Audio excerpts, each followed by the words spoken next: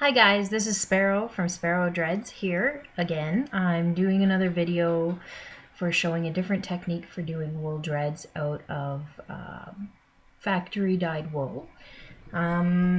This has been something that people have requested for a little while. Don't mind the glue, sorry. Basically, we're going to be doing transitional wool dreads. And it sounds kind of difficult and a lot of people don't quite understand it. It's really hard to explain, so the best thing I can do is make a video. Yay! So, first thing I'm going to talk about is your wool. I have 2 ounces each of merino top. This is stuff that I get from my website. I have a website, coldmoney.com, where I sell supplies to make wool dreads as well as synthetic dreads. I'm based out of Canada, so yay. This one is violet and this one is iris, and I absolutely love it because it's so soft and pastel-like. I love pastel. Anyway, what I'm going to do first is I'm going to pick how long I want to make this. Let's do yay long. First, you separate your roving. I move stuff.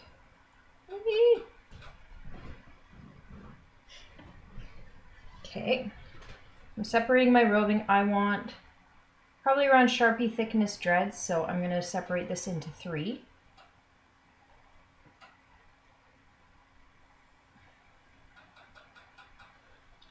I'll do a double ender, but I'm only going to show you the one side because I don't want to make the video too long. So I've got my main color, and then for the actual tips, I'm going to rip this apart. I don't want it too long. And I'll probably make this the exact same size. It's divided into 3s. Set that aside. What you're going to need, you've got your roving. I'll move you. I am working in my kitchen because it's a quick, easy surface. I have my freshly boiled water. I have my super spray gun, which is actually a pesticide sprayer that I got from the garden market, and it doesn't shrink when I pour boiling water into it. Yay. So that, and I've got my soap. You can use just any type of dish soap. I was told this by a master spinner. She knows what she's talking about. Any dish soap, the cheapest you can possibly find. Doesn't need to be olive soap. I've never used olive soap. I've felt lots of stuff. For example, my headband. I felted this. It's pretty and I love it. You got your sushi mat. I have another mat to soak up water because you make an awful mess doing this stuff and I don't like the water getting everywhere. So yeah, what I'm going to do is I'm going to prep my bottle. We're going to pour just a teeny, there. That's all you need. Just an itty bitty bit of soap. And then you pour in your water.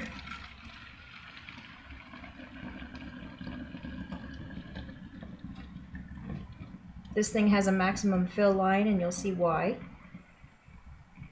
Like I said, it's a lot better than using a regular store-bought spray bottle because the store-bought spray bottle usually shrinks when I pour hot water into it, and this is hot water. Okay, that's basically ready to go. I'm setting it in the sink because it leaks. All right, I have my roving. Can you see this? Let's do it this way. I have my roving. So what I'm going to do is I want it to look like this is coming up onto my purple. Here, I'm going to move this closer. Too close. But yeah, I want it to look like this is going to be coming up and basically covering this. So what I'm going to do is I'm actually going to remove a portion of this, just a bit, because you don't want the overlapping wool to create a big bulge.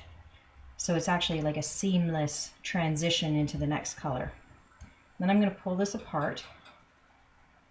if you can see that. See, it's leaking already. Yes, separate it so it's like basically flat. Next, make sure you guys can really see. I'm going to take a little bit more actually. There. Give it a quick little palm roll. So, I have it flattened. Now I'm going to put this in the center so it comes down. And basically it kind of tapers all the way to there from the stuff that I pulled out. And then I'm just going to roll it to completely encompass the tip of the wool. And give it a little bit of a roll. You have to be really, really careful because you could end up making, well, you might even want to, you might want to create a twist with where it joins, but I'm just going to kind of leave it like that, kind of get it to go like so. All right, next, I'm going to fold my tip a little bit, maybe not, give it a touch of a roll. I don't really care about felting the end right now. I just want to make sure that this join goes really well. So I have my sprayer, create pressure. All right, so it's all pressured up. Spraying, getting a good amount of wetness on it. Now, always start off gentle. Do not apply very much pressure at all, or else your roving will crack. All right, see how there's a bit of a gap here? I'm going to try to move my transition so it transitions evenly. And now I'm going to go with some rolling again. I'm not applying pressure yet. Not until I think it's pretty much happy and starting to join. Yeah, see, that looks good to me. Now I'm going to start applying a little bit more pressure.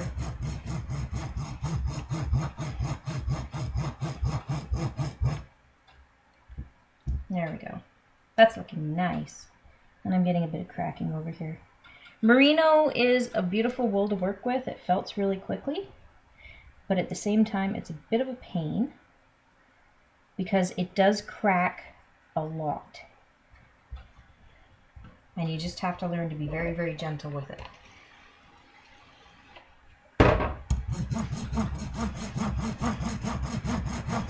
Have I told you that I love my sushi mats? Absolutely fantastic. There we go. Oh, that's pretty. It's still very soft and very squishy. It's not properly felted yet. This takes a good amount of time and a lot of effort.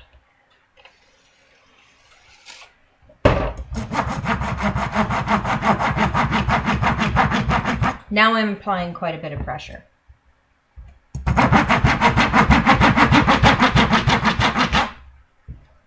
Sussy mat. Okay, now I'm ready to go further up the thread.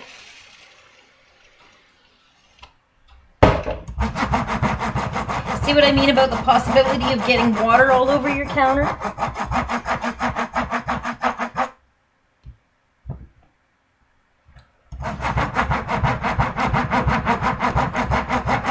All right, this is turning out to be about sharp pencil thickness. That's okay.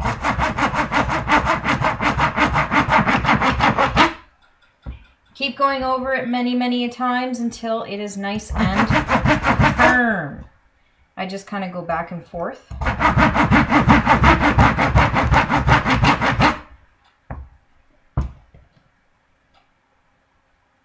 Yeah, I think that's a good example. Some of the purple's gotten up here.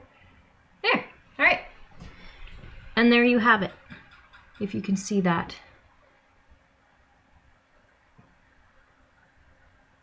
The transitioned, joined factory dread.